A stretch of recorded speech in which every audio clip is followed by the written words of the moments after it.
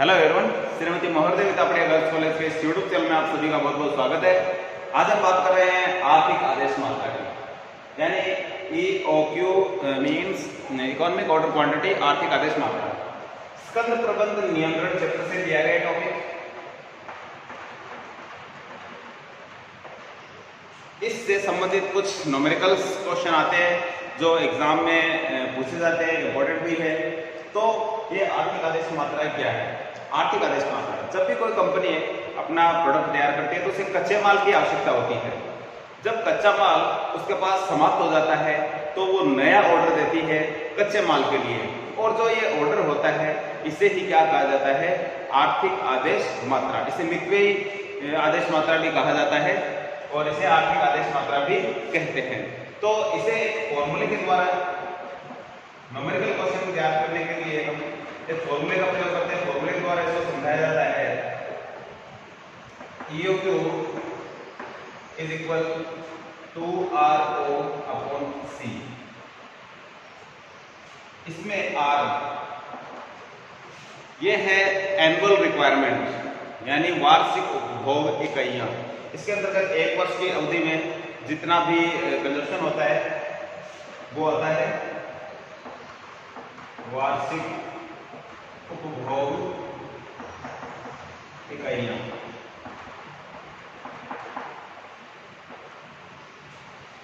Annual consumption units. दूसरा होता है O, यह होता है ऑर्डरिंग कॉस्ट, जिसको बोलते हैं। ये प्रति आदेश लागत होती है, प्रति आदेश देने की लागत, प्रति आदेश लागत। साल में कोई कंपनी 5 बार माल मंगवाती है, तो कोई 2 बार मंगवाती है, तो कोई 10 बार मंगवाती है। प्रत्येक बार ऑर्डर देंगे हम तो कुछ उसका खर्चा लगता है, जिसे हम क्या कहते हैं? ऑर्डरिंग कॉस्ट कहते हैं, आदेश लागत कहते हैं। एक आदेश की लागत है, इसको इस रूप में लिखा जाता है। ये एक आदेश की लागत है। 2 आदेश दोगे तो 2 बार लागत लगेगी, 3 आदेश दोगे तो 3 बार लागत लगेगी। तो ये प्रति आदेश की लागत।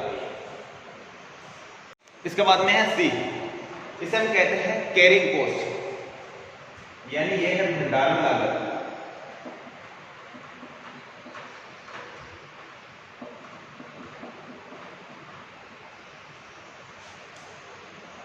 तो भंडारण लागत के अंतर्गत हम जब भी माल मंगवाते हैं तो भंडारण गृह में उसको रखना पड़ता है कच्चे माल को। वहाँ कुछ इज्जत भी होती है, कुछ वहाँ से इधर उधर रखने की जो लागत होती है, वो सारा का सारा जो खर्चा होता है वो इसी के अंतर्गत आता है।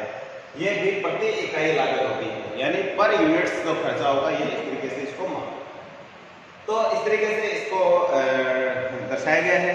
अब हम एक क्वेश्चन लेते हैं जिससे आप समझ पाओगे कि इसके अंतर्गत प्रति आदेश जो मात्रा है और आर्थिक आदेश मात्रा है या वार्षिक उपभोग इकाइयां हैं, किस किस रूप में इनको दर्शाया जाता है और किस तरीके से जो प्रति आदेश जो आर्थिक आदेश मात्रा है निकाली जाती है। तो इसके बारे में एक क्वेश्चन लेते हैं।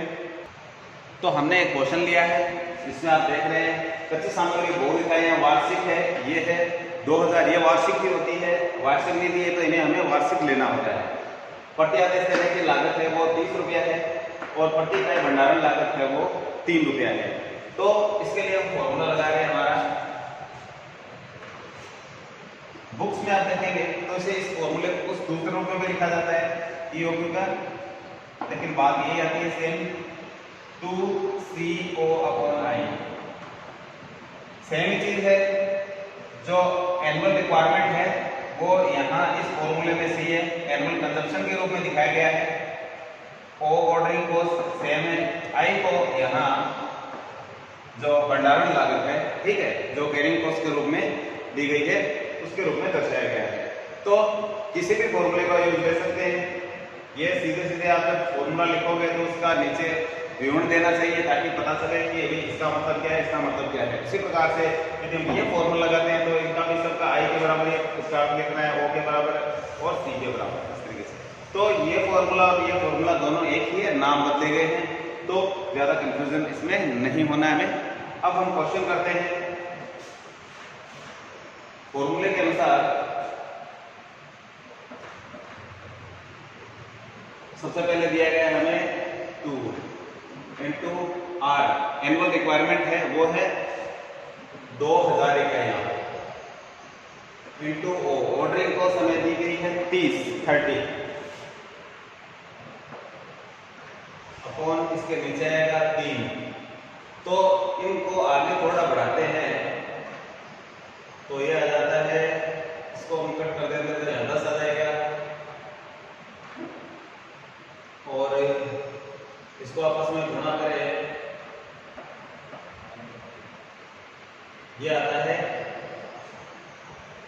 40,000। इसको आपस में हल करने पे आएगा 40,000 और इसका आएगा 200 यूनिट्स। तो इस तरीके से जो EOQ है, आर्थिक आदेश मात्रा है, वो हमारी आई है 200। तो ये हमारी आर्थिक आदेश मात्रा है।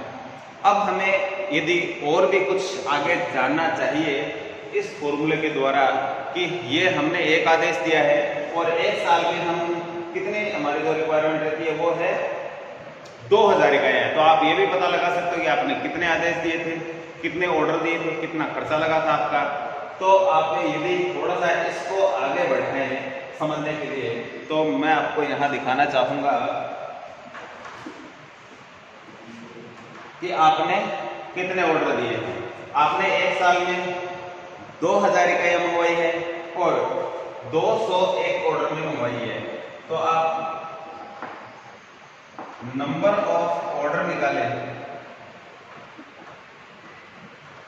नंबर ऑफ ऑर्डर यदि निकालें तो इसमें 2000 में भाग लगाएंगे इसका EOQ का, इसका होता है R/EOQ,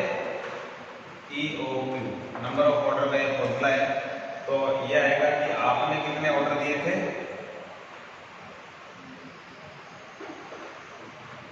आपने ऑर्डर दिए थे 10 ऑर्डर है और 10 ऑर्डर में यदि एक ऑर्डर की जो लागत कितनी है 30 रुपया है, तो आपकी जो 10 ऑर्डर पे लागत लगेगी, ऑर्डरिंग कॉस्ट है वो 300। यदि टोटल ऑर्डरिंग कॉस्ट की बात करी जाए तो वो भी हम निकाल सकते हैं। तो इसको इस तरीके से लिखा जाएगा 30 इंटू 10 ऑर्डर दिए थे ये 300। और यदि बात करें पर यूनिट हमारा जो खर्चा है वो निकालें तो वो भी निकाल सकते हैं सारा द्वारा। तो ऑल ओवर बेसिक रूप से भी हमने आज इतना ही अध्ययन करना है। आगे के टॉपिक में हम सारी चीज़ें जिसमें परचेज कॉस्ट और वो सारे दिखाएंगे। तो अभी अपने को इतना समझना है कि नंबर ऑफ ऑर्डर कैसे निकाला गया है। तो इस तरीके से हम आर्थिक आदेश जो मात्रा है उसके आधार पर नंबर ऑफ ऑर्डर भी निकाल सकते हैं। इसी फॉर्मूले से रिलेटेड एक क्वेश्चन और लेते हैं जिसमें हम थोड़ा चेंज करते हैं। कच्ची सामग्री का उपभोग है वो है 400 यूनिट्स त्रैमासिक और प्रति आदेश जो लागत है वो है 60 रुपये और भंडारण लागत है 1.20 रुपये, 1 रुपये 20 पैसा। अब इसमें थोड़ा सा हमने चेंज कर दिया है, जो रिक्वायरमेंट थी हमने सालाना थी, वार्षिक यहाँ वो नहीं लिखे, हमने त्रैमासिक लिख दिया है। तो इस क्वेश्चन को हम किस तरीके से हल करेंगे, तो हमने थोड़ी देर पहले हम चर्चा करी थी कि यहाँ हमें वार्षिक आंकड़े ही लेने चाहिए। तो ये जो त्रैमासिक दे रहे थे हम इनको किसमें बदलेंगे, वार्षिक। त्रैमासिक का मतलब 3-3 महीने से 400 इकाइयाँ हैं, ठीक है। तो हम क्या करेंगे, अब इनको टोटल निकाल लेते हैं। तो इनको 4 महीने का करेंगे, 4 बार करेंगे या 12 माह का करेंगे तो इसकी वैल्यू आती है 1600। तो R हमारा हो जाएगा R ये हो जाएगा 1600 और ऑर्डरिंग कॉस्ट हमारी होगी 60 और कैरिंग कॉस्ट होगी 1 रुपया 20 पैसा। तो हम यही कर देते हैं, हम लिख कर इधर ही कर देते हैं 16 इंटू 1600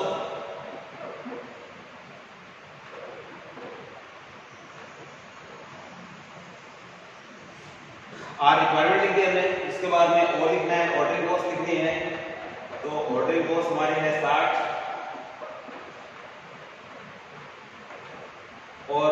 कैरिंग कॉस्ट जो है वो है 1.20। तो इस तरीके से इसको थोड़ा आगे हल किया जाता है। तो क्या आता है देखते हैं क्या आएगा इसका टोटल। इसके लिए पॉइंट हम हटा दें तो यहाँ एक 0 लगा देते हैं, थोड़ा सा इसको और हल दे 120 हो जाएगा नीचे, 2 अंक तो 2 0 लगाने पड़ेंगे। तो इस तरीके से हम यदि इसको अंदर ही थोड़ा सा हल कर देते हैं तो अंदर हल करेंगे तो उस कंडीशन में 2 से इसको काट दे तो ये आ जाता है 60 और 60 आने की कंडीशन में यहाँ ऊपर रह जाएंगे 1600 और ये 60 से कट जाए इसमें 100 आ जाएंगे, 1600 ये आ जाएगा 1,60,000 आ जाएगा। और इस तरीके से इसका जो वर्गमूल निकालेंगे तो आ जाएगा 400। तो इस तरीके से जो EOQ है वो कितना आ गया है, वो 400 इकाइयाँ। वैसे आप शायद समझ गए होंगे कि पहले EOQ आ गया है क्योंकि त्रैमासिक हमने 400 का ऑर्डर दिया है तो 4 बार मंगवाया है तो यही था, ठीक है। तो फिर भी यदि फॉर्मूले के द्वारा निकालोगे तो यही चीज रहेगी। तो इस तरीके से नंबर ऑफ ऑर्डर यदि आप बात करोगे तो कितने ऑर्डर दे रहे हो, साल में 4 ऑर्डर दे रहे हो, ठीक है। 3-3 महीने से आप 400 मंगवा रहे हो तो साल में कितने हो जाएंगे, 4 ऑर्डर दोगे तो 1600 के मंगाई जाएगी। बाकी भी और क्लियर करना चाहते हो 1600 में 1600 डिवाइड कर देते हैं 400 से, इसका फॉर्मूला है R/EOQ, तो ये आ जाएगा